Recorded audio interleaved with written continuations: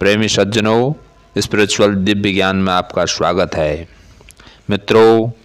आप सुने, औरों को सुनाएं, भव सागर से पार हो जाएं, तो मैं आपको भागवत गीता का 6वां अध्याय सुना रहा हूँ। आप लोग ध्यान से सुने। श्री भगवान बोले, जो पुरुष कर्म फल का आश्रय न लेकर करने योग्य कर्म करता है वह सन्यासी तथा योगी है, और जो केवल अग्नि का त्याग करने वाला सन्यासी नहीं है तथा केवल क्रियाओं का त्याग करने वाला योगी नहीं है। हे अर्जुन, जिसको सन्यास ऐसा कहते हैं उसी को तू योग जान, क्योंकि संकल्पों का त्याग न करने वाला कोई भी पुरुष योगी नहीं होता। योग में आरूढ़ होने की इच्छा वाले मननशील पुरुष के लिए योग की प्राप्ति में निष्काम भाव से कर्म करना ही हेतु कहा जाता है, और योगारूढ़ हो जाने पर उस योगारूढ़ पुरुष का जो सर्व संकल्पों का अभाव है वही कल्याण में हेतु कहा जाता है। जिस काल में न तो इंद्रियों के भोगों में और न कर्मों में ही आसक्त होता है, उस काल में सर्व संकल्पों का त्यागी पुरुष योगारूढ़ कहा जाता है।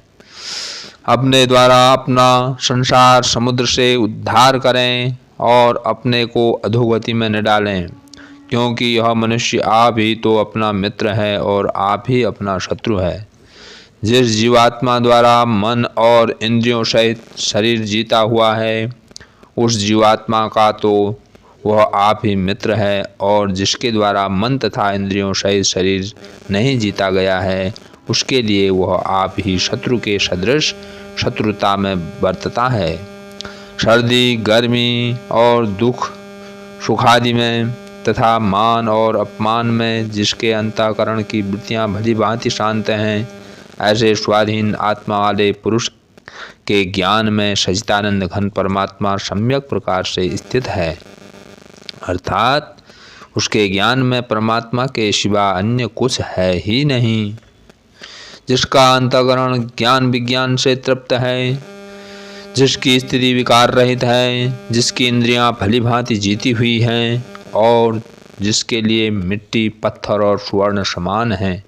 वह योगी युक्त अर्थात भगवत प्राप्त है, ऐसे कहा जाता है। सुहृद, मित्र, बैरी, उदासीन, मध्यस्थ, द्वेष्य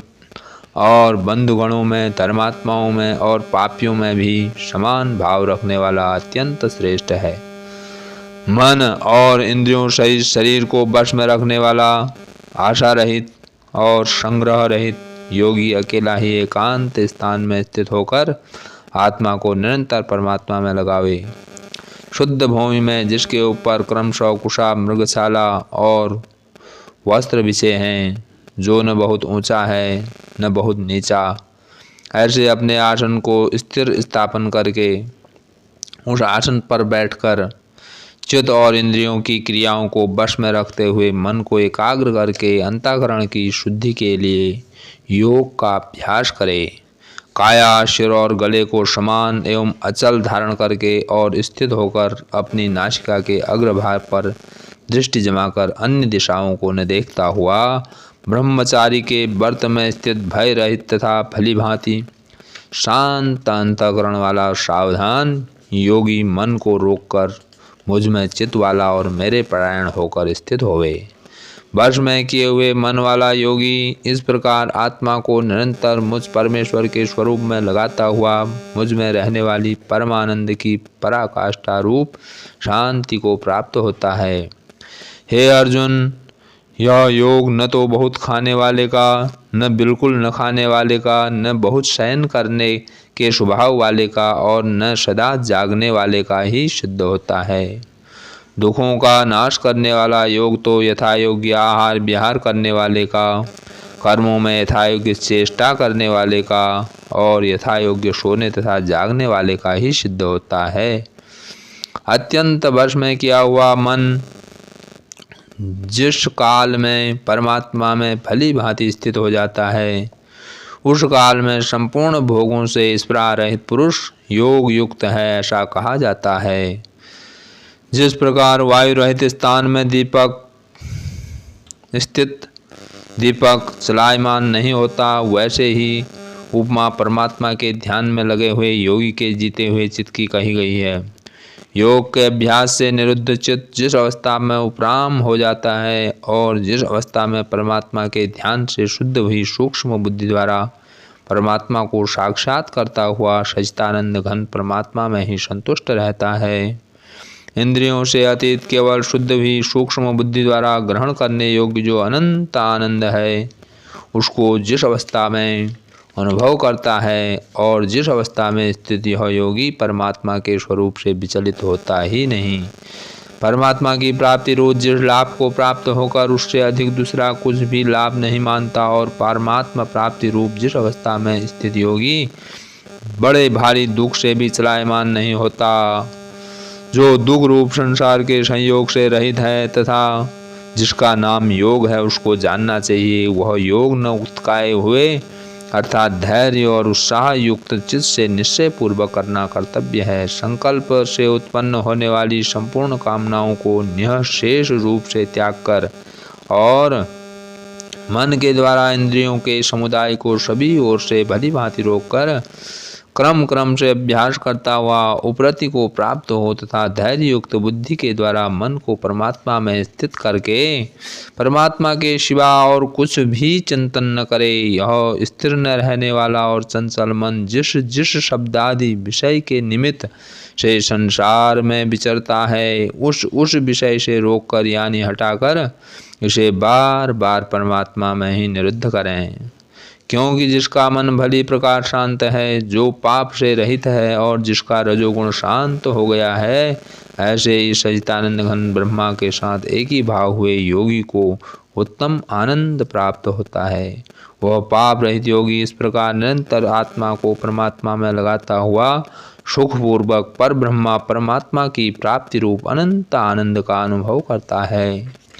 सर्वव्यापी अनंत चेतन में एक ही भाव से स्थिर रूप योग से युक्त आत्मा वाला तथा सब में समभाव से देखने वाला योगी आत्मा को संपूर्ण भूतों में स्थित और संपूर्ण भूतों को आत्मा में कल्पित देखता है। जो पुरुष संपूर्ण भूतों में सबके आत्मरूप मुझ वासुदेव को ही व्यापक देखता है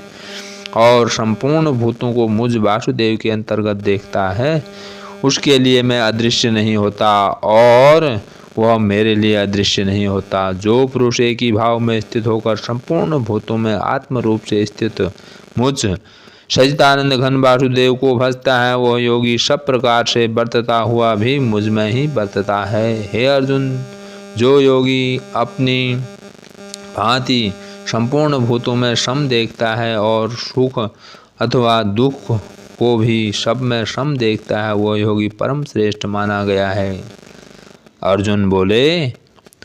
हे मधुसूदन, जो यह योग आपने संभाव से कहा, मन के चंचल होने से मैं इसकी नित्य स्थिति को नहीं देखता हूँ, क्योंकि हे कृष्ण, यह मन बड़ा चंचल प्रमथन स्वभाव वाला है, बड़ा दृढ़ और बलवान है, इसलिए उसका वश में करना मैं वायु को रोकने की भांति अत्यंत दुष्कर मानता हूँ। श्री भगवान बोले, हे महाबाहो, निसंदेह मन चंचल और कठिनता से वश में होने वाला है, परंतु हे कुंती पुत्र अर्जुन, यह अभ्यास और वैराग्य से वश में होता है। जिसका मन वश में किया हुआ नहीं है, ऐसे पुरुष द्वारा योग दुष्प्राप्य है और वश में किए हुए मन वाले प्रयत्नशील पुरुष द्वारा साधन से उसको प्राप्त कर होना सहज है। यह मेरा मत है। अर्जुन बोले, हे श्री कृष्ण, जो योग में श्रद्धा रखने वाला है किंतु संयमी नहीं है, इस कारण जिसका मन अंतकाल में योग से विचलित हो गया है, ऐसा साधक योग की सिद्धि को अर्थात भगवत साक्षात्कार को न प्राप्त होकर किस गति को प्राप्त होता है। हे महाभाव, क्या वह भगवत प्राप्ति के मार्ग में मोहित और आश्चर्य रहित पुरुष छिन्न भिन्न बादल की भांति दोनों ओर से भ्रष्ट होकर नष्ट तो नहीं हो जाता? हे श्री कृष्ण, मेरे इस संशय को संपूर्ण रूप से छेदन करने के लिए आप ही योग्य हैं, क्योंकि आपके सिवा दूसरा इस संशय का छेदन करने वाला मिलना संभव नहीं है। श्री भगवान बोले, हे पार्थ, उस पुरुष का न तो इस लोक में नाश होता है न परलोक में ही, क्योंकि हे प्यारे, आत्मोद्धार के लिए अर्थात भगवत प्राप्ति के लिए कर्म करने वाला कोई भी मनुष्य दुर्गति को प्राप्त नहीं होता। योग भ्रष्ट पुरुष पुण्यवानों के लोगों को अर्थात स्वर्ग आदि उत्तम लोगों को प्राप्त होकर उनमें बहुत वर्षों तक निवास करके फिर शुद्ध आचरण वाले श्रीमान पुरुषों के घरों में जन्म लेता है। या वैराग्यवान पुरुष उन लोकों में न जाकर ज्ञानवान योगियों के ही कुल में जन्म लेता है। परंतु इस प्रकार का जो यह जन्म है सो संसार में निसंदेह अत्यंत दुर्लभ है। वहाँ उस पहले शरीर में संग्रह किए हुए बुद्धि संयोग को अर्थात समबुद्धि रूप योग के संस्कारों को अनायास ही प्राप्त हो जाता है और हे कुरुनंदन, उसके प्रभाव से वह फिर परमात्मा की प्राप्ति रूप सिद्धि के लिए पहले से भी बढ़कर प्रयत्न करता है। वह श्रीमानों के घर में जन्म लेने वाला योग भ्रष्ट पराधीन हुआ भी उस पहले के अभ्यास से ही निसंदेह भगवान की ओर आकर्षित किया जाता है तथा समबुद्धि रूप योग का जिज्ञासु भी वेद में कहे हुए सकाम कर्म के फल को उल्लंघन कर जाता है। परंतु प्रयत्नपूर्वक अभ्यास करने वाला योगी तो पिछले अनेक जन्मों के संस्कार बल से इसी जन्म में संसिद्ध होकर संपूर्ण पापों से रहित हो फिर तत्काल ही परम गति को प्राप्त हो जाता है। योगी तपस्वियों से श्रेष्ठ है, शास्त्र ज्ञानियों से भी श्रेष्ठ माना गया है और सकाम कर्म करने वालों से भी योगी श्रेष्ठ है। इससे हे अर्जुन, तू योगी हो। संपूर्ण योगियों में भी जो श्रद्धावान योगी मुझ में लगे हुए अंतरात्मा से मुझको निरंतर भजता है वह योगी मुझे परम श्रेष्ठ मान्य है। बोलो श्री सच्चिदानंद आनंद कंद भगवान की जय।